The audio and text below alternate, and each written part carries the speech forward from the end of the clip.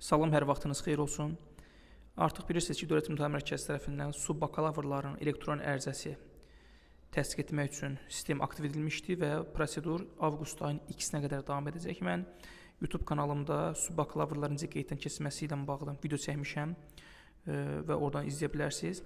Və eyni zamanda indi göstərəcəm ki, subakalavrlar hansı ixtisası bitirirlərsə, ona uyğun hansı ali təhsil müəssisələrində təhsil ala bilər və hansı ixtisasları oxuya bilərlər. Məsələn, şəkildə görürsünüz, yazıb mühasibat uçotu ixtisası və bunun kodu 40401-dir. Avqust ayında 2026-cı il üçün ixtisas uyğunluğu jurnalı çıxacaq və həmin jurnalda siz bu kodu taparaq baxırsınız ki, mühasibat uçotu qabağında hansı ixtisasları oxuya bilər. Və görürsünüz burada subbakalavrın ixtisas uyğunluğu jurnalıdır. Bu dediyim kimi 2026-da da çıxacaq və burada cədvəlin sol tərəfində kollecdə oxuduğunuz ixtisaslar yazır. Sağda isə hansı ixtisasları siz ali təhsil müəssisəsində oxuya bilərsiniz, onlar qeyd olunmuşdu və burada da biz məsələn kodumuz 40401 idi. O şəkildə tapa bilərsiniz, yaxud da ki, axtarış yerinə də yazıb baxa bilərsiniz. Məsələn, bizim burada kodumuz, mühasibat uçotunun kodu görürsünüz, 040401-dir və o göstərir ki, biz biznesin idarə edilməsi ixtisasını hansı universitetdə varsa onu oxuya bilərik.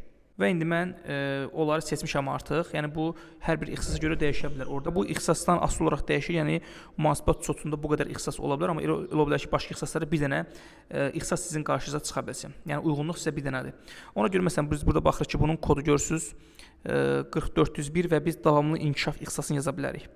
Daha sonra görürsüz biznesin idarə edilməsi, dövlət və bələdiyyə idarə etməsi, iqtisadiyyat, maliyyə, marketinq, menecment və mühasibat, ən sonda isə statistika ixtisaslarını biz seçə bilərik. Yəni avqust ayında ixtisas seçimi zamanı subbakalavrlar da abituriyentlərlə bərabər ixtisas seçim edirlər və həmin subbakalavrlar öz ixtisaslarına uyğun olaraq seçim edəcəklər və həmin sadaladığım ixtisaslar, məsələn, mühasibat uçotu üzrə bitirən şəxslər, həmin sadaladığım ixtisaslar hansı ali təhsil müəssisəsində varsa, həmin ali təhsil müəssisəsində bunu həm əyani yaza bilər, həm qiyabi, eyni zamanda ödənişli, yəni pullu və yaxud da ki, dövlət sifarişli pulsuz yaza bilər və burada 15 seçim şansı verilir.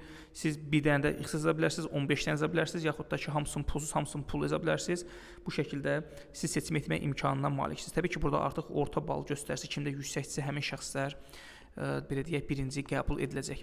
Və digər tərəfdən də subbakalavrların şansı belədir ki, birinci növbədə imtahan vermiş abituriyent siniflər və əvvəlkilər məzunlar yerləşdirilir. Boş yer qaldığı təqdirdə subbakalavrlar yerləşdirilir.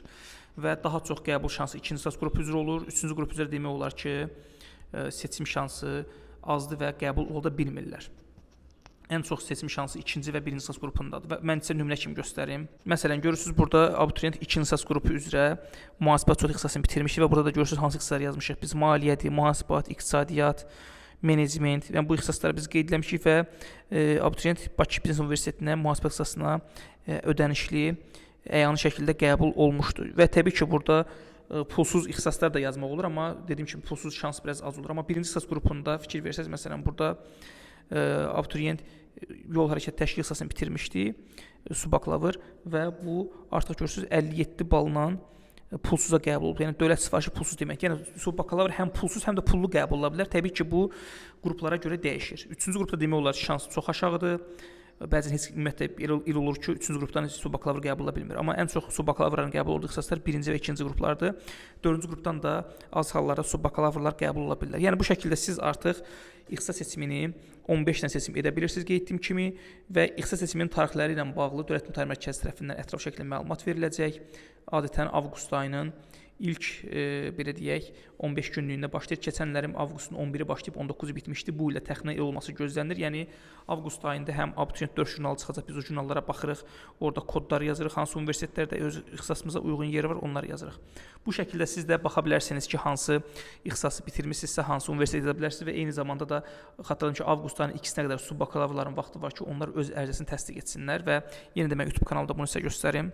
Vüsət Əzu YouTube kanalında mən videolar çəkib göstərmişəm. Burada subbakalavrların qeydiyyatla bağlı göstərib video çəkib paylaşmışam və sonuncu kursda oxuyan subbakalavrlar onların diplom işləri yekunlaşandan sonra artıq elektron ərizələrini təsdiq edə biləcəklər. Bu şəkildə siz də ərizənizi təsdiq edərək ixtisasizm edə bilərsiniz və ali təhsil müəssisəsinə qəbul ola bilərsiniz. Bütün abituriyentlərin və subbakalavrın hər birinə uğurlar arzu edirəm.